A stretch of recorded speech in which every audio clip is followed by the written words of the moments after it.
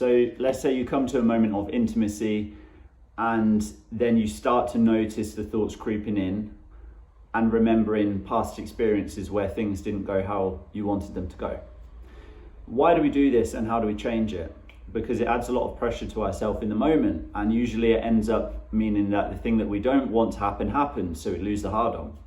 So in the moment, just imagine when that happened in the past, and you'll see that what we do is we create like these snapshots in time, almost like a picture of what our emotion and expression was like when things didn't go to plan or when things failed.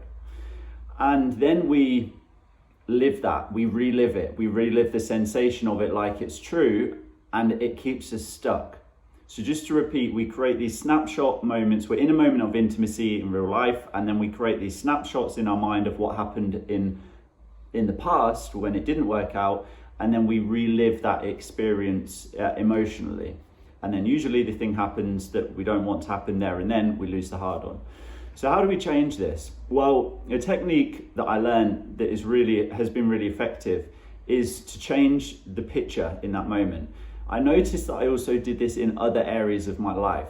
This is a bit personal, but for example, when my dad passed away, I noticed for a long time that when I had memories of him, I would create the snapshot in my mind of the moment when we were in the hospital. And there's times where I still do that, but now I've trained myself to remember, okay, that's not the snapshot that I want. It's this other memory of a time when we were really happy and he had a massive smile on his face. So I've trained myself over time to swap out one picture for another. And why is it important that we do this? It sounds simple.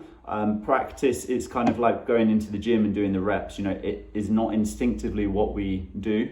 Our brain goes to what's the sad moment or what's the fear moment, rather than trying to find a happy moment. So we have to do the reps to be able to make this start to become automatic.